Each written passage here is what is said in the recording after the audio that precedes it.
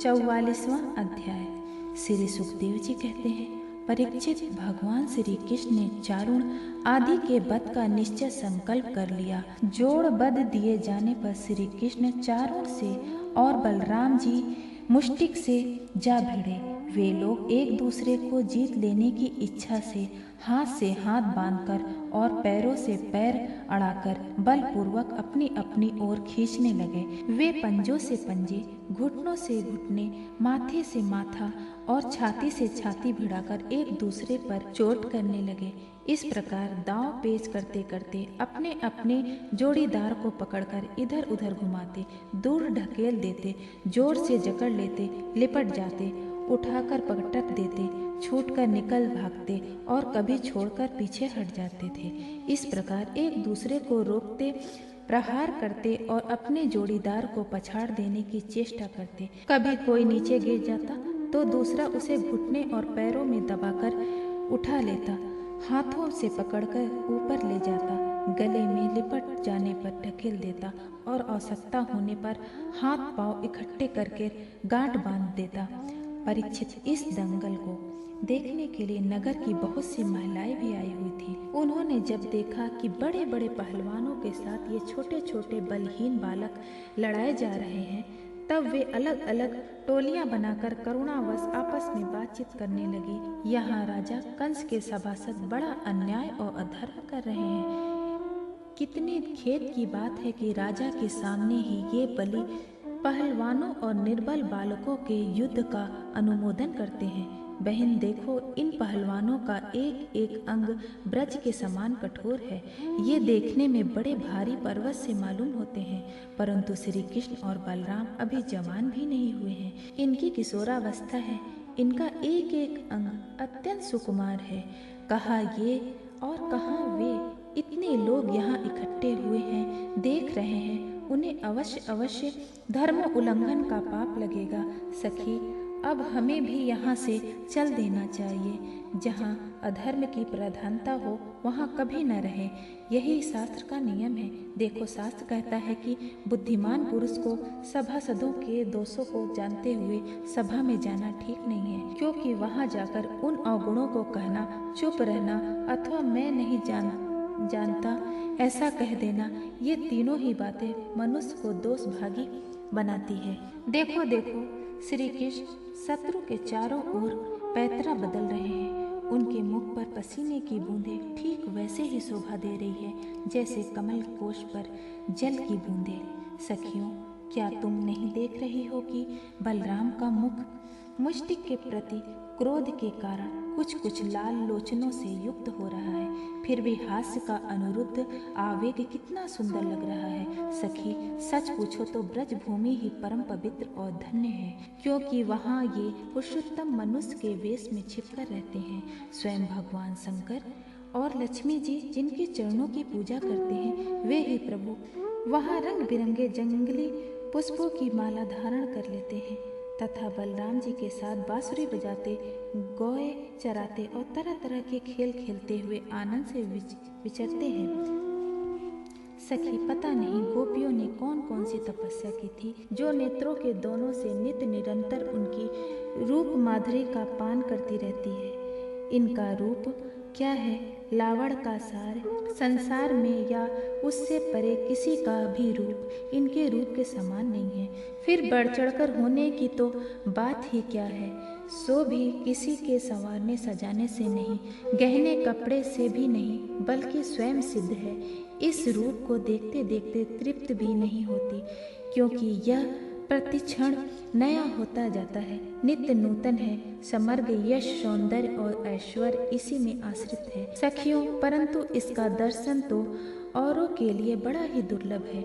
वह तो गोपियों के ही भाग्य में बधा है। सखी, ब्रज की गोपियां धन्य हैं। निरंतर श्री कृष्ण में ही चित्त लगा रहने के कारण, प्रेम भरे हृदय में आंसुओं के कारण गदगद कंठ से वे इन्हीं को लीलाओं का गान करती रहती है। वे दूध दूते, दही मथते, धान कूटते, घर लीपते, बालकों को झूला झुलाते, रोते हुए बालकों को चुप कराते, उन्हें नहलाते धुलाते, घरों को झाड़ते बुहारते, कहाँ तक कहे, सारे काम काज करते समय श्री कृष्ण के गुणों के गान में ही मस्त रहती है। ये श्री कृष्ण जब प्रातः काल गौओं को चराने के लिए ब्रज में वन में जाते हैं और सायंकाल उन्हें लेकर ब्रज से लौटते हैं, तब बड़े मधुर स्वर में बांसुरी बजाते हैं। उनकी टेर सुनकर गोपियां घर का सारा काम काज छोड़कर झटपट रास्ते में दौड़ आती हैं और श्री कृष्ण का मंद मंद मुस्कान एवं दया भरी चितवन से युक्त मुख कमल निहार निहार कर निहाल होती हैं। सचमुच गोपियां ही परम पुण्यवती हैं। भरत शिरोमणि जिस समय पूर्ववासिनी स्त्रियां इस प्रकार बातें कर रही थी, उसी समय योगेश्वर भगवान श्री कृष्ण ने मन ही मन शत्रु को मार डालने का निश्चय किया। स्त्रियों की ये भयपूर्ण बातें माता पिता देवकी वासुदेव भी सुन रहे थे। वे पुत्र स्नेह व शोक से विहल हो उठे। उनके हृदय में बड़ी जलन, बड़ी पीड़ा होने लगी, क्योंकि वे अपने पुत्रों के बल वीर को नहीं जानते थे। भगवान श्री कृष्ण और उनसे भिड़ने वाले चारुण दोनों ही भिन्न भिन्न प्रकार के दांव पेच का प्रयोग करते हुए परस्पर जिस प्रकार लड़ रहे थे, वैसे ही बलराम जी और मुष्टिक भी लड़ रहे थे। भगवान के अंग प्रत्यंग ब्रज के से भी कठोर हो रहे थे। उनकी रगड़ से चारुण की रंग रंग ढीली पड़ गई। बार बार उसे ऐसा मालूम हो रहा था मानो उनके शरीर के सारे बंधन टूट रहे हैं। उसे बड़ी ग्लानि, बड़ी व्यथा हुई। अब वह अत्यंत क्रोधित होकर बाज की तरह झपटा और दोनों हाथों के सूंड बांधकर उसने भगवान श्री कृष्ण की छाती पर प्रहार किया, परंतु उनके प्रहार से भगवान तनिक भी विचलित नहीं हुए। जैसे फूलों के गजरे की मार से गजारज, उन्होंने चारुण की दोनों भुजाओं पकड़ ली और उसे अंतरिक्ष में बड़े वेग से कई बार घुमाकर धरती पर दे मारा। परीक्षित चारुण के प्राण तो घुमाने के समय ही निकल गए थे। उसकी वेशभूषा अस्त व्यस्त हो गई, केश और मालाएं बिखर गई। वह इंद्रध्वज, इंद्र की पूजा के लिए खड़े किए गए बड़े झंडे के समान गिर पड़ा। इसी प्रकार मुष्टिक ने भी पहले बलराम जी को एक घूंसा मारा। इस पर बलराम जी ने उसे बड़े जोर से एक तमाचा जड़ दिया। तमाचा लगने से वह कांप उठा और आधी से उखड़े हुए वृक्ष के समान अत्यंत व्यथित और अंत में प्राणहीन होकर खून उगलता हुआ पृथ्वी पर गिर पड़ा। हे राजन, इसके बाद योद्धाओं में श्रेष्ठ भगवान बलराम जी ने अपने सामने आते ही कूट नामक पहलवान को खेल खेल में ही बाएं हाथ के घूंसे से उपेक्षा पूर्वक मार डाला। उसी समय भगवान श्री कृष्ण ने पैर की ठोकर से सल का सिर धड़ से अलग कर दिया और तोसल को तिनके की तरह चीर कर दो टुकड़े कर दिए। इस प्रकार दोनों धराशायी हो गए। जब चारुण, मुष्टिक, कूट, शल और तोशल ये पांचों पहलवान मर चुके, तब जो बच रहे थे वे अपने प्राण बचाने के लिए स्वयं वहां से भाग खड़े हुए। उनके भाग जाने पर भगवान श्री कृष्ण और बलराम जी अपने समवैक्य ग्वाल बालों को खींच खींच कर उनके साथ भिड़ने और नाच गाकर भेरी ध्वनि के साथ अपने अपने नुपुरों की झनकारों को मिलाकर मल क्रीड़ा, कुश्ती के खेल खेलने लगे। भगवान श्री कृष्ण और बलराम की इस अद्भुत लीला को देखकर सभी दर्शकों को बड़ा आनंद हुआ। श्रेष्ठ ब्राह्मण और पुरुष धन्य है, धन्य है, इस प्रकार कहकर प्रशंसा करने लगे। परंतु कंस को इससे बड़ा दुख हुआ और वह और भी चिढ़ गया। जब उसके प्रधान पहलवान मार डाले गए और बचे हुए सब के सब भाग गए, तब भोगराज कंस ने अपने बाजे गाजे बंद करा दिए और अपने सेवकों को यह आज्ञा दी, अरे वासुदेव के इस दुष्चरित्र लड़कों को नगर से बाहर निकाल दो, गोपों का सारा धन छीन लो और दुर्बुद्धि नंद को कैद कर लो। वसुदेव भी बड़ा कुबुद्धि और दुष्ट है, उसे शीघ्र मार डालो और उग्रसेन मेरा पिता होने पर भी अपने अनुयायियों के साथ शत्रुओं से मिला हुआ है, इसलिए उसे भी जीता मत छोड़ो।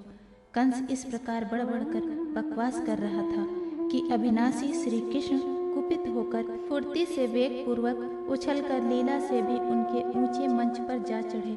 जब मनस्वी कंस ने देखा कि मेरे मृत्यु रूप भगवान श्री कृष्ण सामने आ गए। तब वह सहसा अपने सिंहासन से उठ खड़ा हुआ और हाथ में ढाल तथा तलवार उठा ली। हाथ में तलवार देकर वह चोट करने का अवसर ढूंढता हुआ पैतरा बदलने लगा। आकाश में उठते हुए बाजे के समान वह कभी दाईं ओर जाता तो कभी बाईं ओर जाता, परंतु भगवान का प्रचंड तेज अत्यंत दुस्साहस है। जैसे गरुड़ सांपों को पकड़ लेते हैं, वैसे ही भगवान ने बलपूर्वक उसे पकड़ लिया। इसी समय कंस का मुकुट गिर गया और भगवान ने उसके केस पकड़कर उसे भी उस ऊंचे मंच से रंगभूमि में गिरा दिया। फिर परम स्वतंत्र और सारे विश्व के आश्रय भगवान श्री कृष्ण उसके ऊपर स्वयं कूद पड़े। उनके कूदते ही कंस की मृत्यु हो गई। सबके देखते देखते भगवान श्री कृष्ण की लाश को धरती पर उसी प्रकार घसीटने लगे जैसे सिंह हाथी को घसीटे। नरेंद्र, उस समय सबके मुंह से हाय हाय की बड़ी ऊंची आवाज सुनाई पड़ी। कंस नित्य निरंतर बड़ी घबराहट के साथ श्री कृष्ण का ही चिंतन करता रहता था। वह खाते पीते सोते चलते बोलते और सांस लेते सब समय अपने सामने चक्र हाथ में लिए भगवान श्री कृष्ण को ही देखता रहता था। इस नित्य चिंतन के फलस्वरूप वह चाहे द्वेष भाव से ही क्यों न किया गया हो, उसे भगवान के उसी रूप की प्राप्ति हुई, सारूप्य मुक्ति हुई, जिसकी प्राप्ति बड़े बड़े तपस्वी योगियों के लिए भी कठिन है। कंस के कंठ और नगरोध आदि 8 छोटे भाई थे। वे अपने बड़े भाई का बदला लेने के लिए क्रोध से आग बबूल होकर भगवान श्री कृष्ण और बलराम की ओर दौड़े। जब भगवान बलराम जी ने देखा कि वे बड़े वेग से युद्ध के लिए तैयार होकर दौड़े आ रहे हैं, तब उन्होंने परिघ उठाकर उन्हें वैसे ही मार डाला जैसे सिंह पशुओं को मार डालता है। उस समय आकाश में दुग्धविधा बजने लगी। भगवान के विभूति स्वरूप ब्रह्मा, शंकर और देवता बड़े आनंद से पुष्पों की वर्षा करते हुए उनकी स्तुति करने लगे। अप्सराएं नाचने लगी। महाराज कंस और उनके भाइयों की स्त्रियां अपने आत्मीय स्वजनों की मृत्यु से अत्यंत दुखित हुई। वे अपने सिर पीटती हुई आंखों में आंसू भरे वहां आई। वीर सैया पर सोए हुए अपने पतियों से लिपट कर वे शोकग्रस्त हो गई और बार बार आंसू बहाते हुए ऊंचे स्वर से विलाप करने लगी। हाँ नाथ, हे प्यारे, हे धर्मज्ञ, हे करुणामय, हे अनाथ वत्सल, आपकी मृत्यु से हम सबकी मृत्यु हो गई। आज हमारे घर उजड़ गए, हमारी संतान अनाथ हो गई। पुरुष श्रेष्ठ इस पुरी के आप ही स्वामी थे। आपके विरह से इसके उत्सव समाप्त हो गए और मंगल चिन्ह उतर गए। यह हमारी ही भांति विधवा होकर शोभाहीन हो गई। स्वामी, आपने निरपराध प्राणियों के साथ घोर द्रोह किया था, अन्याय किया था, इसी से आपकी यह गति हुई। सच है, जो जगत के जीवों से द्रोह करता है उसका अहित करता है।